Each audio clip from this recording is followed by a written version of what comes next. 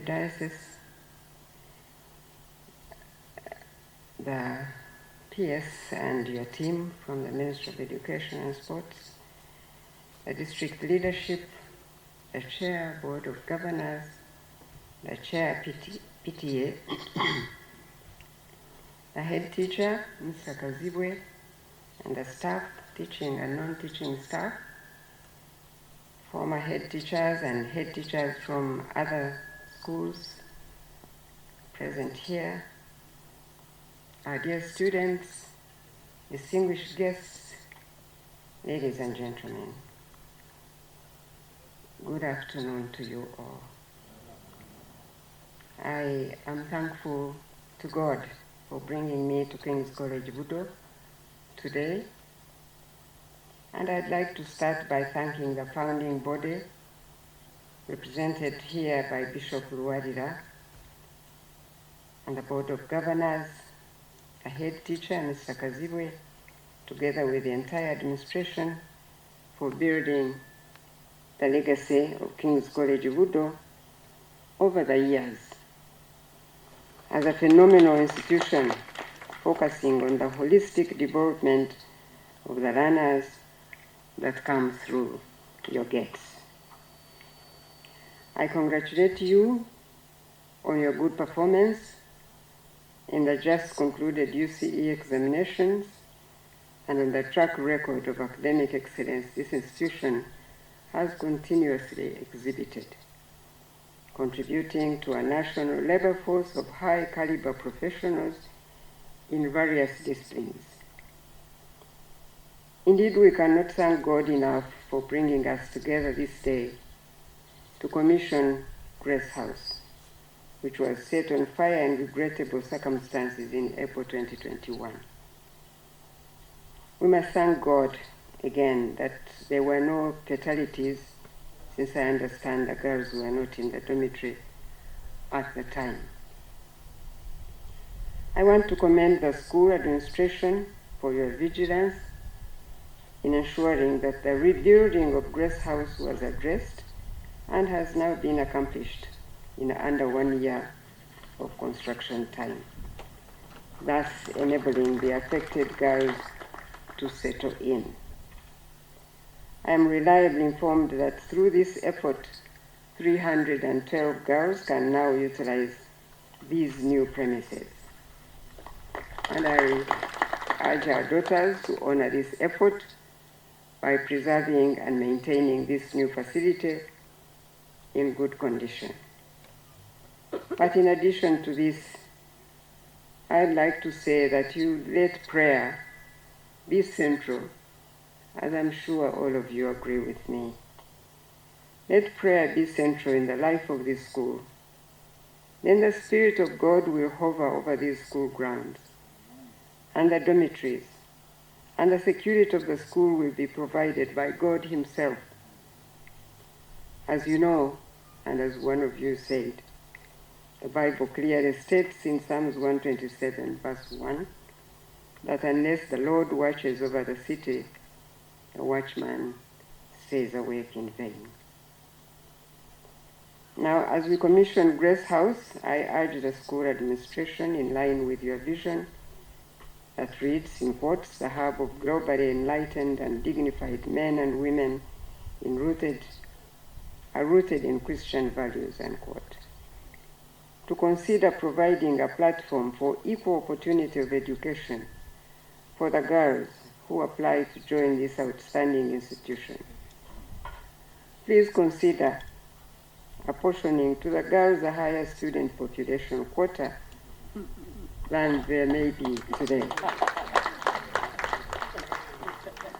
This will help increase the opportunity for girls to develop academically and otherwise, thus equipping more girls to compete favorably with their male counterparts as they build their careers.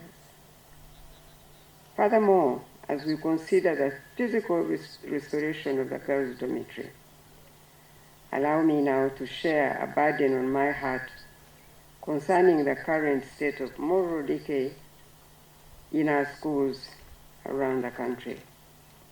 which points to the urgent need for an equal measure of rebuilding and restoration to promote the ethical and moral conduct of our young generation. It is disturbing that the media should be awash with shocking sexual practices amongst students, which in some incidences are said to be permitted or to go on unabated by the teachers and head teachers. God forbid. This is distressing, since the government and the parents in this country entrust these institutions of learning with our young generation to educate and to build onto the moral and ethical foundations established by their families while they are here in your care. I therefore appeal to you to be good stewards of the next generation that God has graciously entrusted to you. As faithful stewards, you cannot allow these vices to go on in these beautiful schools like King's College Budu. The Father who has entrusted you with this noble task demands faithfulness, accountability, and diligence. The Ministry of Education and Sports, on the other hand, has to investigate, to get to the root of the social media reports, so that with actual evidence, government can hold those responsible accountable, so as to bring an end to these vices and to deliver justice to the affected learners and their families. I'd like to further counsel our learners and all the young people who may receive this message through the various media channels covering this event to guard their hearts and minds against immoral activities such as all forms of sexual perversion, including homosexuality, pornography, and premarital sex. Always keep in mind that those selfish individuals who may desire to corrupt your minds may actually be sick people who need help. Therefore, be aware of their agenda. Please do not fall prey to such schemes, but keep your bodies pure and undefiled until the right time when you are ready for marriage with the consent of your families. I urge each one of you to set your academic goals, guard them jealously, and be focused so that nothing hinders you from achieving your dream. In addition, your ability to exercise self-control and self-regulation through employing the spiritual discipline of prayer directly impacts the long-term reward you and your families look forward to when you accomplish your education here and in life, generally speaking. I strongly advise you to desist from identifying yourselves with celebrities, perhaps in the country and elsewhere, who do not ascribe to biblical values as your role models. Instead, take heed of the Word of God that guides you on the most commendable way of life.